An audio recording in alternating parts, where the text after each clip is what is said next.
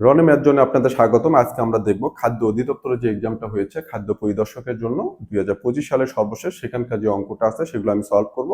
আসলে এই অঙ্ক শুধু এই পরীক্ষার জন্য না, এই টাইপের অঙ্ক সব পরীক্ষাগুলোতেই আসে। তো আপনারা এই প্যাটার্নটা যদি খুব সুন্দর করে বেসিক সহকারে ধরে বুঝে যদি যত্ন করে করতে পারেন, দেখা যাবে যে এই টাইপের অঙ্ক অন্য যে কোনো এক্সামে আসলেও আপনারা পারবেন। আমার ডেলিভারিটা সেই লেভেলেরই হবে, আমি সেভাবে চেষ্টা করবো আপনাদের ডেলিভারি দেওয়ার জন্য। আচ্ছা, এখানে কি বলা আছে, যদি চালের মূল্য 25% বৃদ্ধি পায় তবে, এখানে চাল তেল আছে, এটাও চাল হওয়ার কথা, যাই হোক চাল অথবা তেল যেটাই হোক, এটাকে একই জিনিস ধরে নেবেন আপনারা।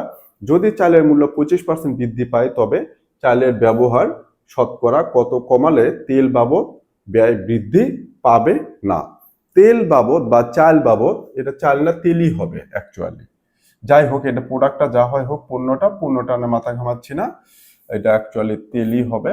যাই হোক, তাহলে তেল বাবদ ব্যয় বৃদ্ধি পাবে না, তার মানে ধরেন আপনার প্রত্যেকটা মাসের একটা বাজেট থাকে, বাজেট থেকে আপনি সেখানে সেই বেতনের যে টাকা পান বা অন্য কোনো খাত থেকে যে ইনকাম করেন, সেখানকার যে ইনকামটা ধরেন আপনার ফিক্সড, আপনার প্রত্যেক মাসের জন্য প্রত্যেকটা পণ্য যেগুলো আছে সেগুলোর জন্য আপনি একটা নির্দিষ্ট ইয়ে রাখেন, যেমন চাল বাবদ এত টাকা, তেল বাবদ এত টাকা, মরিচ বাবদ এত টাকা, এটা বাবদ এত টাকা, এইভাবে আপনি রাখলেন, এটা ফিক্সড আপনার জন্য। এখন আপনার হঠাৎ করে বাজারে কি হলো, তেলের দাম বৃদ্ধি পেয়ে গেল, কিন্তু আপনার বেতন বা আপনার ইনকাম বা আপনার উপার্জন বৃদ্ধি পেল না, তার মানে আপনার যে খরচের বাজেট সেটা কিন্তু আপনার ঠিক থেকে গেল, খরচের বাজেটে কোনো আপনার পরিবর্তন হলো না। তাহলে কি হলো, আমার জিনিসটা কিন্তু দাম বেড়ে গেল, তাহলে আমি আগেও 100 টাকা বাজার করেছি ওই তেলের জন্য, এখনো আমার বাজেট কি ওই 100 টাকায় আছে, কিন্তু তেলের দাম কিন্তু বৃদ্ধি পেয়ে গেছে। এখন আপনি দোকানে গেলেন 100 টাকা নিয়ে, তো 100 টাকা নিয়ে যদি দোকানে যান আপনি, আপনাকে দোকানদার কত তেল দেবে দেখেন। আগে 100 টাকার যে তেল পাইতেন ওই তেলটার দাম এখন কত হয়েছে, 125 টাকা। ওই সম পরিমাণ তেল কিনতে গেলে এখন আপনাকে খরচ করতে হবে 125 টাকা, কিন্তু দোকানদার থেকে কিন্তু আপনি কিন্তু দোকানদারের কাছে 100 টাকায় নিয়ে গেছেন। তাহলে কি হবে, যে ওই যে 125 টাকা দাম ধরে বর্তমান দাম সবসময়ের জন্য কি হবে, দোকানদারকে যদি যখন আপনি 100 টাকা দেবেন, দোকানদার যে আপনাকে তেলটা বিক্রি করবে আপনার কাছে, সেটা কোন দামে বিক্রি করবে, বর্তমান দাম। বর্তমান দাম কোনটা, বৃদ্ধির পর যে দাম। তার মানে এখন এই 125% বৃদ্ধি পাওয়ার জন্য 100 টাকার এই তেলের দামটা এখন কত হয়ে গেছে, 125 টাকা।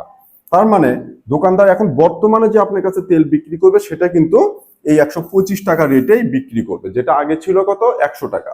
তার মানে আমি এই 125 টাকায়, আমার বাজেট কিন্তু 100 টাকা আছে, তাহলে আমি এই 125 টাকায় আমি কত টাকার তেল পাবো, 125 টাকা দরে 100 টাকার তেল পাবো। তার মানে 125 টাকায় আমাকে কমাতে হবে কত, 25 টাকা। কারণ আমার তেল 100 টাকা ছিল, সেই তেলটা এখানে 125 টাকা হয়েছে, আমি টাকা ওই 100 নিয়ে গেছি, দোকানদার আমাকে এবার 100 টাকার তেল দেবে, কোন দামে, 125 টাকার দামে। তাহলে 125 টাকাতে আমি কম পাবো কত টাকার তেল, 25 টাকার তেল। এই জন্য 125 টাকায় আমাকে কমাতে হবে 25 টাকা। 1 টাকায় কত কমাতে হবে, 25-এর নিচে 125। আর যদি এটা 100 হয় তখন কি হয়ে যাবে, এর সাথে ওই 100টা গুণ হয়ে যাবে। 5-25-এ 125, 5-20-এ 100, কত পার্সেন্ট হবে এটা, 20%। এই 20% আমার হচ্ছে ব্যবহারটা কমাইতে হবে। তাহলে এই জিনিসটা সব সময়ের জন্য মনে রাখেন, আমি যেটা কমাবো সেটা হচ্ছে বৃদ্ধির পর যে দামটা হলো সেখান থেকে আমি কমায় ফেলবো, সেখান থেকে। কারণ আপনি দোকানদার থেকে যখন জিনিসটা কিনতে যাবেন, দোকানদার কিন্তু আপনার বর্তমান দরেই কিন্তু দিবে। যে সয়াবিন তেলের দাম 100 টাকা ধরেন লিটার ছিল, আপনি 1 লিটার করে কিনতেন, এবার আপনি 100 টাকা নিয়ে দোকানদারের কাছে গেলেন, লিটারের দাম হলো কত, 125 টাকা। তো দোকানদার আপনাকে কি করবে, 25 টাকার তেল কম দেবে, যেহেতু আপনার টাকা 100।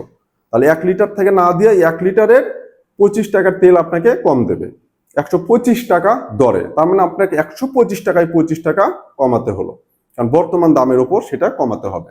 তাহলে বৃদ্ধির পর যেটা হবে সেটার থেকে কমাতে হবে। 125 টাকা আমার তেলের বর্তমান বাজার হলো, সেখান থেকে আমাকে 25 টাকা কমাইতে হবে, কারণ আমার বাজেট কত, 100 টাকা।